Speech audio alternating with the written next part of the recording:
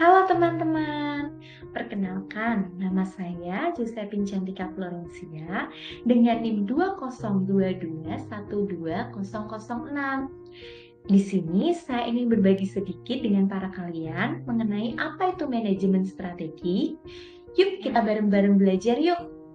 Untuk yang pertama, kita harus tahu dulu apa itu manajemen strategi. Manajemen strategi itu berasal dari dua kata, manajemen dan strategi. Strategi sendiri memiliki arti, yaitu suatu rencana yang ingin dilakukan dalam bisnis guna mencapai suatu tujuan. Jadi, dalam arti manajemen strategik adalah usaha para manajer untuk mengembangkan strategi organisasi tersebut. Selain itu juga terdapat model bisnis. Model bisnis adalah bagaimana suatu perusahaan tersebut bisa menghasilkan uang.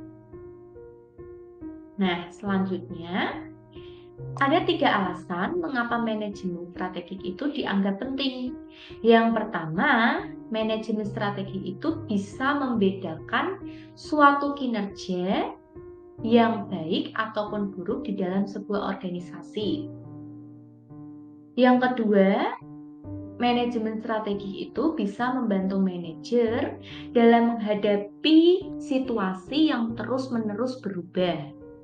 Dan yang ketiga, manajemen strategik itu bisa membantu mengordinasikan dan memfokuskan pada karyawan, apa yang penting. Selanjutnya, ada langkah proses manajemen. Ada 6 langkah dalam proses manajemen. Yang pertama, identifikasi, misi, tujuan, dan strategi. Yang kedua ada pelaksanaan analisis eksternal. Yang ketiga ada pelaksanaan analisis internal. Yang keempat ada pemformulasian strategi.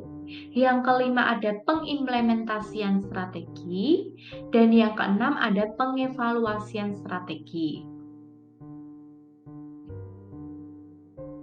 Di mana langkah kedua dan ketiga tadi secara kolektif bisa dikenal dengan analisis SWOT.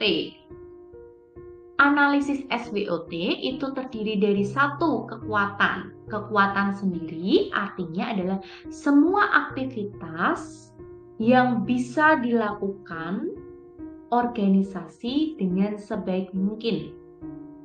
Atau bisa diartikan sebagai sumber daya yang unik yang dimilikinya. Yang kedua adanya kelemahan. Kelemahan sendiri adalah aktivitas yang tidak bisa dijalankan dalam suatu organisasi tersebut atau sumber daya alam maupun manusia yang diperlukannya tetapi dia tidak bisa dimiliki dalam organisasi tersebut. Selanjutnya ada peluang. Peluang adalah tren positif di lingkungan eksternal. Dan yang terakhir adalah ancaman. Ancaman itu adalah suatu tren yang berbentuk negatif. Di dalam manajemen strategi juga terdapat strategi kompetitif. Nah, strategi kompetitif itu apa sih? Nah, di dalam strategi kompetitif, dia bisa menggambarkan peran keunggulan kompetitif. Artinya menggambarkan peran keunggulan kompetitif, yaitu dia bisa membedakan organisasi. Bisa dari keunikannya maupun dari memilah-milah strategi yang tepat. Yang kedua, adanya penjelasan 5 model kekuatan Porter. Di mana 5 model kekuatan Porter dia mendekatkan pada peraturan persaingan dalam waktu industri. Ada ancaman pendatang baru, adanya ancaman produk pengganti, adanya daya tawar pembeli, daya tawar pemasok, dan rivalitas saat ini. Yang ketiga, adanya penggambaran 3 strategi kompetitif Porter.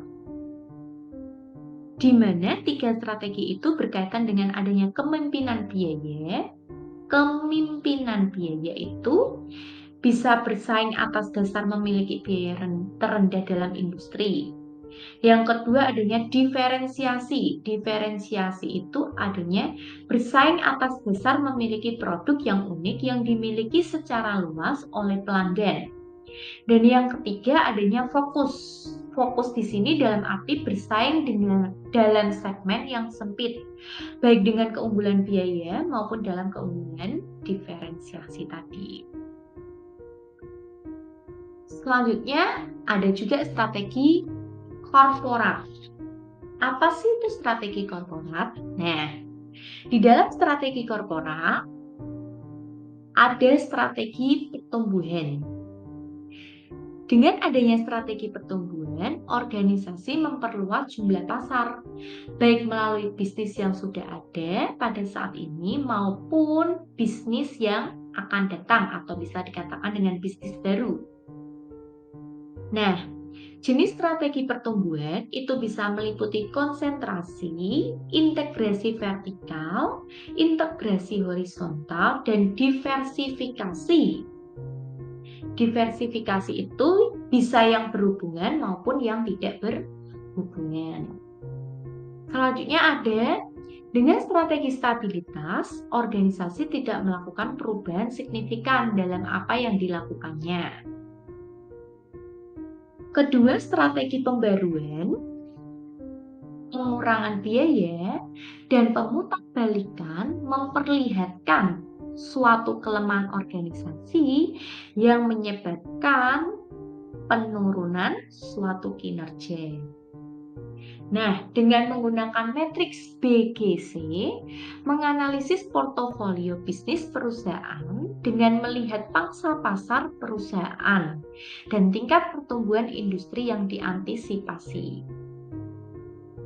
Maka bisa disimpulkan 4 kategori matriks BGC adalah sapi perah, bintang, tanda tanya, dan anjing.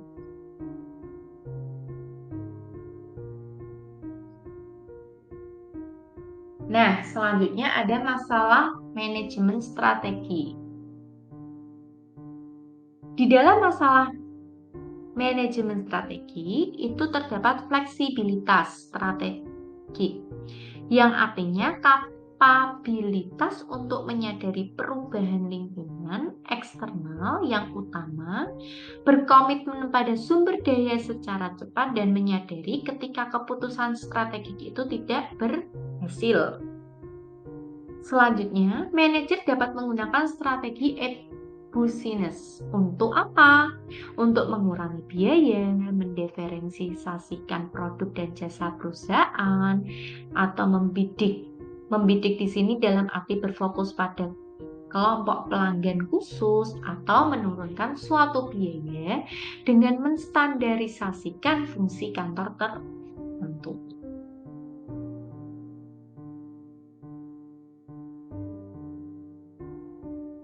Strategi e-bisnis yang penting lainnya adalah strategi click and bridge yang menggabungkan lokasi online dan toko tradisional.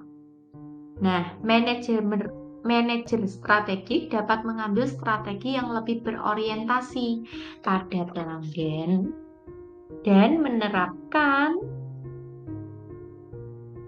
budaya yang menekankan layanan pelanggan.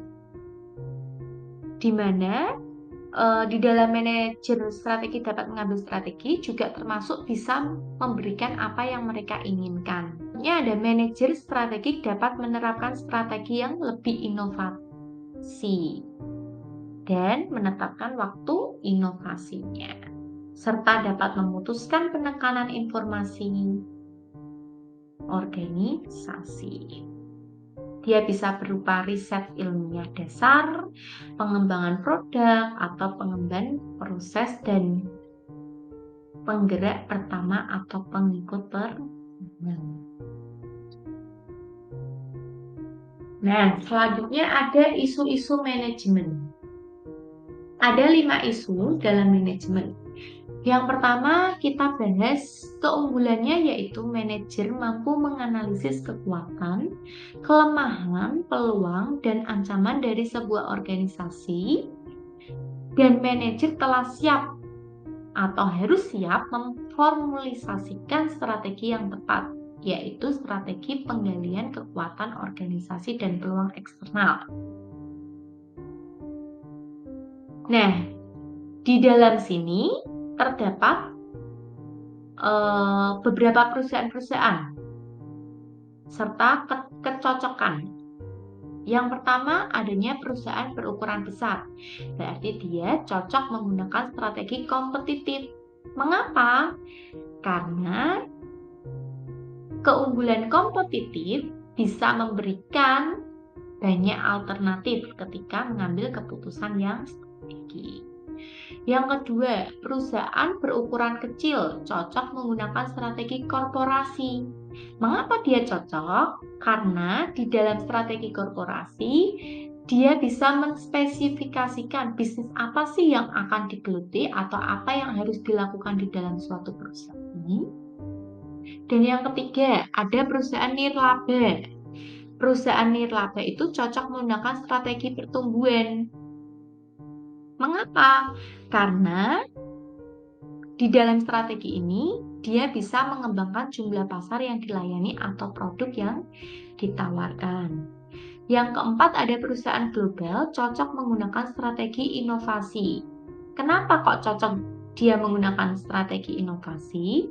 Karena strategi inovasi bisa mencerminkan filosofi inovasi organisasi, dan pengendalian terhadap sumber daya yang langka dan membuat pesaing tidak dapat mengaksesnya.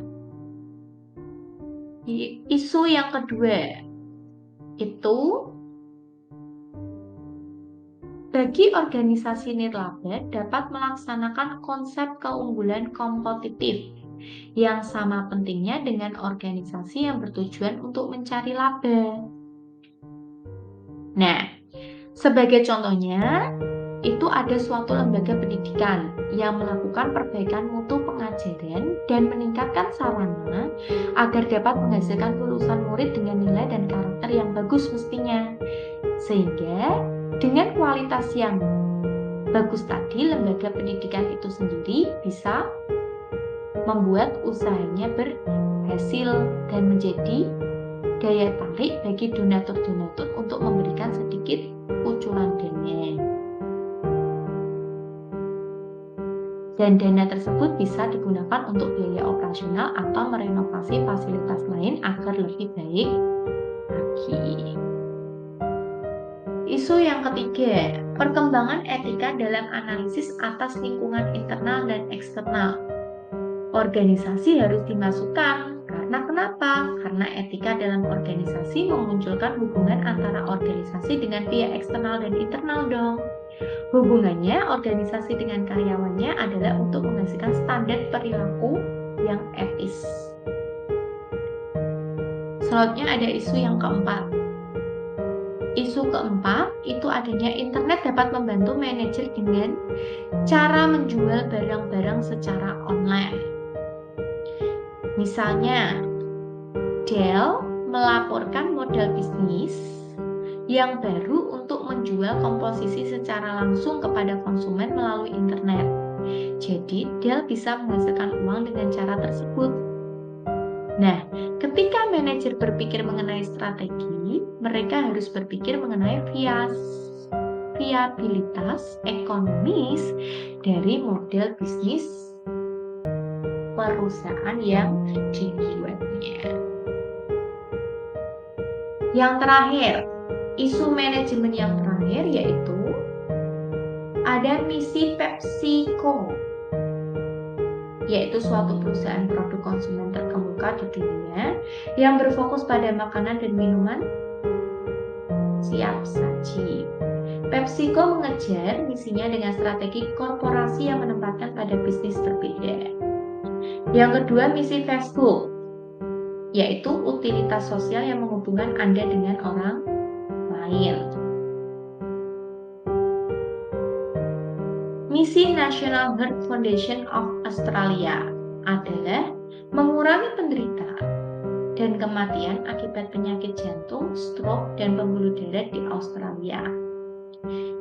Ada misi Nutrisi Food adalah berusaha untuk menjadi pioner dan memimpin dalam memberi solusi kepada pelanggannya untuk meraih kehidupan yang lebih sehat, lebih nikmat dan penuh arti, baik untuk saat ini maupun di masa mendatang. Dan yang ketiga, misi Coca-Cola adalah memberikan kesegaran kepada pelanggan dan konsumen dengan rasa bangga dan semangat sepanjang hari setiap harinya tentunya. Sudah. Terima kasih. Semoga apa yang tadi saya sampaikan dapat bermanfaat dan dapat menambah wawasan kami mengenai apa itu manajemen strategi. Dan bila ada salah kata dalam pengulangan ataupun dalam penggunaan kata-kata yang kurang tepat, saya Josephine meminta maaf.